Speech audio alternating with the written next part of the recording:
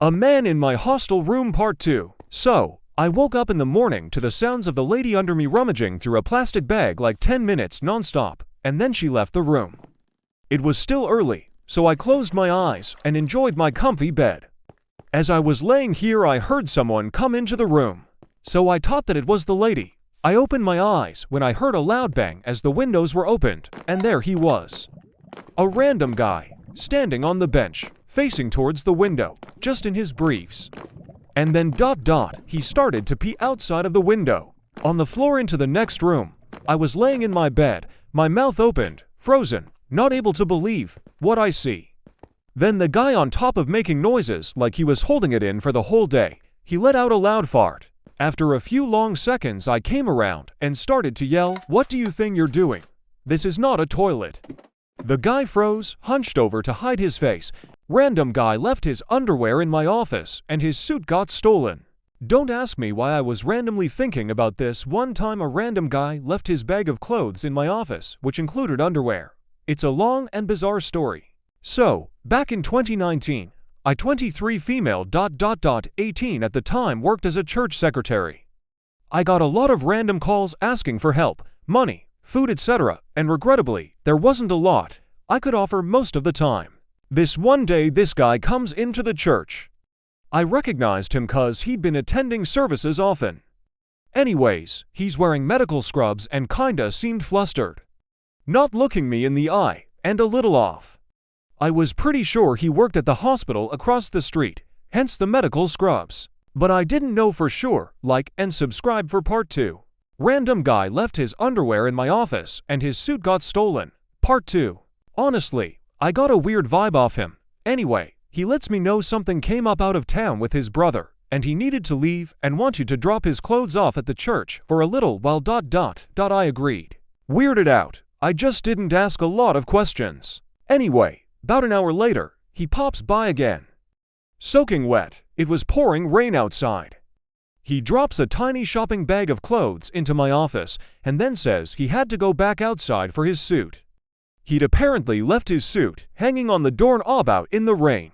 So he comes back a couple minutes later saying, OSHT, someone stole my suit. I got startled, followed him outside to see. Sure enough, no suit. Someone must have been watching me. That's so creepy. Like and subscribe for part 3. Random guy left his underwear in my office and his suit got stolen. Part 3. This guy's going on. I was at the end of my shift for the day, and the youth pastor's wife was left to deal with this situation. I basically just said I was sorry about what happened and checked out. Next day, I find out youth pastor's wife found the suit. Crumpled up in an alleyway, mucked up from the rain. She graciously offered to bring it to the dry cleaners for this dude. Story seemed to end there for a while.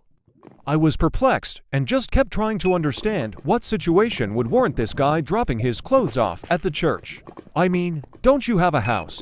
And if you could afford a trip out of town, plus a suit, couldn't you afford a dry cleaner? Just all around weird. Couple weeks go by.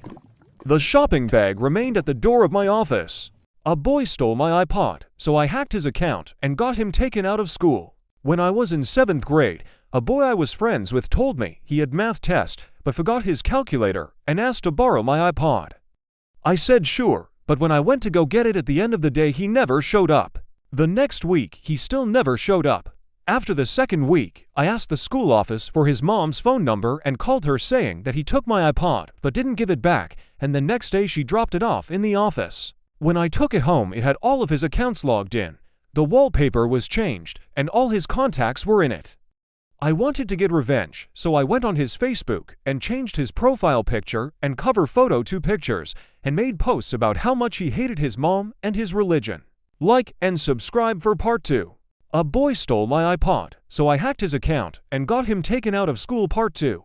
Apparently from that moment his mom decided to take him out of the school and homeschool him because he was troubled, although there were other external reasons too, and he was also paranoid for years about being hacked online. I talked to him once years later, and he brought up unprovoked about using fake names online because of someone hacking his account in 7th grade. No one ever found out it was me, and he never even suspected me. I still feel bad and not sure why I even did it. I stole a 50 milliliters bottle of whiskey from an airplane. So, my girlfriend and I flew to a country with a terrible airline. They set out on their mandatory stroll with a little trolley filled with nuts, beer, and tea. Someone made a purchase or made a fuss on the other aisle, to seats back, which caused the flight attendants to look over there for 5 seconds, leaving the trolley unprotected. I stole a Red Label whiskey and concealed it in my jacket.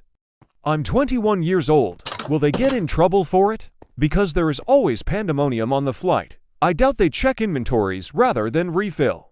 I failed to participate in a psychological experiment once. So a few years ago, I found a call for experiment participants at the University of Utah. Participants were offered $40 for participation in a psych experiment testing behavior. On the day of the experiment, I was instructed to go to the university and to steal a debit card from the backpack of a specific professor. I was told that the professor was knowledgeable about the experiment, but I had to steal the card without getting caught. Diligently, I waited for the professor to leave their office and snuck in. I saw the backpack on the ground, but the wallet was sitting on the professor's desk, so I opened it, took the debit card, and brought it to the place I was instructed to bring it. An undergraduate student was waiting for me, but didn't take the card.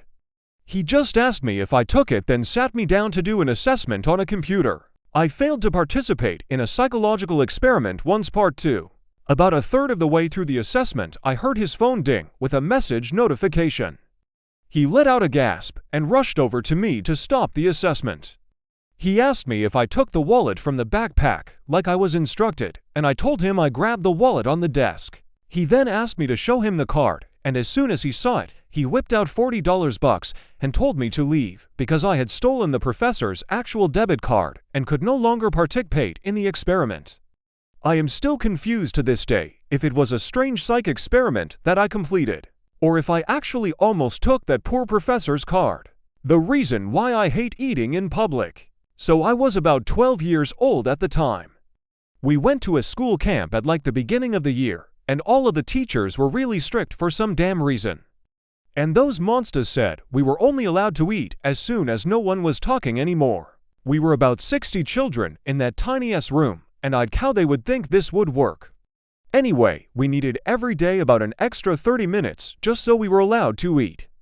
And I was basically starving while waiting because no snacks were allowed, so I couldn't eat anything before. So because I was hella hungry, I just literally didn't speak to anyone, and on like the 4th day a child at my desk goes like, "Are you like not able to speak or something?" And I was done with my nerves and just grabbed her arm and just said, "If you don't stop talking I will eat your food," and the teacher heard that and shushed me although I never talked, so I stood up, walked to my room, and asked my parents to get me. God, I hate teachers. How I lost crazy amounts of aura in 24 hours. So in 7th grade, I had a friend named Bryant, and he was into that roasting people shit.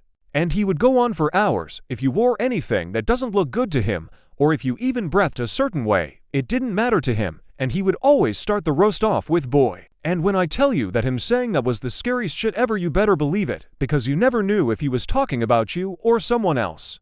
One day, I'm walking with Bryant to my class and how I lost crazy amounts of aura in 24 hours part 2. I have my phone in my hand. When we get to the main hallway in the school, I bump into someone, and I fall, and I drop my Motorola. The fucking bag case pops off, and the battery slides across the hallway floor. Everyone looked at me. Before I can even react to anything that just happened, I hear one loud-ass "boy," and tears instantly start to form in my eyes. I knew that was my own homie that yelled that shit. I get up and grab my battery and run into the bathroom and hit ass. How I lost crazy amounts of aura in 24 hours part 3. I hear the laughter in the background. I sat on that bathroom toilet and I cried before forcing myself to throw up so I can tell the school nurse that I'm sick and I need to go home. My mom picked me up from school and whooped my ass when she found out I wasn't actually sick. Medicaid demanded speak to my severely disabled brother. My brother has cerebral palsy. From birth he has been physically, verbally, mentally challenged. I am his guardian. Medicaid refused to speak with me. I said fine, gave them the number of his AFC. 10 minutes later, they called back, stating my brother wasn't able to answer their questions. I stated, that was odd, he's usually chatty. I answered their questions. I called the AFC, and asked if my brother had taken the phone call. They stated yes, he answered the questions. He said, "Poop, yes, F you, no, shut up." Seems clear to me. My friend improvised at a pool and used a pair of booty shorts as a bra. When she was gathering her clothes for after the pool, she grabbed what she thought was a bra off her bed. What she had forgotten was that her bra was hanging off her doorknob. After she was done swimming, she went to change and noticed that her bra wasn't in her bag. What she had grabbed was actually the shorts she had been wearing. When she realized this, she decided to just put her shirt on and put a towel around her chest. But then she decided to try using the shorts as a bra because she looked ridiculous wearing a towel over her shirt. She even tied part of it off so it would fit correctly. Made it to my photo op with Adam Savage. So, this happened in September 2021. My husband and I 32F were on our way to our local comic convention. Can't call it Comic-Con cause SDCC sued the people running the convention, and he decided to rent a couple of electric scooters to ride from the train station. He was pretty far ahead on his scooter, and I was crossing the street on the one I was riding. For some reason, my brain told me to step off the scooter to slow it down, like the kick scooters. Well, there was a cement pylon in the way I was headed. My last thought before I hit it was, this is gonna hurt. I closed my eyes, and when I opened them I first said out. Then I spat out 2 pieces of a shattered crown and part of a tooth. Thought it was 3 pieces of a crown. Found out last year it was actually part of one of my rear molars that I fractured, and I also... A solution to stop the noise. One time, when I was at a hotel with my 2 cousins, staying in one room. We were chilling in our rooms when suddenly we heard one of the guests in the hotel doing it. We stayed quiet in a ward silence and begun giggling. We laughed so hard that we fall on the floor. As the noises grew older, we laughed older and started screaming. My stigma brother got up, walked to the hall and said, "Finish her." We broke down into louder laughs, like a maniac. My 9-year-old sister was sticking her tongue out and rolling on the carpet. Then, a man screamed, "Round 2. We started laughing even more harder and louder. I laughed so hard that my throat ached. It was really memorable for me. Silly little story of when my mom and I were mistaken by. She works almost every day until 6 p.m. and sometimes buys things from near her work to take back home. But she has problems carrying heavy things, so when that happens, I go to the bus stop to wait for her and walk home together. That day wasn't the exception. I met her at the bus stop and carries her backpack all the way home. I don't recall what were we talking about, but we were having a good time together and holding hands, something we do on public. Nothing weird when your mother is basically your best friend. And then a guy walking the opposite directions looks at us and says to my mom, "Lad, what a fine girlfriend you've scored." My husband is a smart man, I promise. So I was out doing yard work and my husband saw my birth control alarm go off on my phone, so he decided to bring it out to me. As he was walking outside, he just out of habit accidentally forgot what he was doing and took my pill. In his defense, he takes a lot of vitamins each day. He walks over to me with a panicked look on his face telling me he took it. He asked me if he was going to die and what's going to happen to him now. I tell him nothing and he's fine, but ask how in the hell he managed to do that. He doesn't believe me and goes to the side yard and tries to make himself throw up. So I sat there just dying laughing while he was wrenching behind me. I just saw him again and he apologized for his unhinged and rabid behavior from earlier. A sticker of a corgi saved my relationship with my sister. So I and my stepsister have always been very close from the get-go. So imagine my surprise when I texted her at the beginning of the month and she had ignored me. I tried texting her a couple times after that, but she never responded. I let this go for a while, knowing that the time difference between us can be issue. I live in England and she lives in America. I felt a little butthurt about the whole situation, but gave her space. Today I sent her message that was one of those stickers that you can get in the App Store, the corgi sticker. She finally responded not long after, and why she had been ignoring me. Like and subscribe for part 2. A sticker of a corgi saved my relationship with my sister part 2. Turns out one of our siblings changes my contact name to Queen Elizabeth, but she didn't see the Queen part and thought that it was some random person trying to talk to her. She had gone to our older sister saying that I had blocked her because she couldn't find my contact anywhere in her phone. We laughed about it for a good 10 minutes, theorizing about different scenarios like, what if we got our parents involved?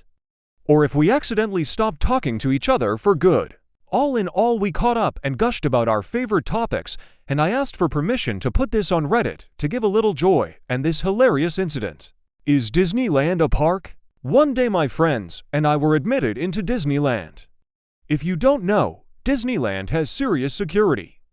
Anywho, my friends and I started some light roughhousing between each other before going into the main park. Two dudes with Secret Service-style earbuds dressed like men in black show up.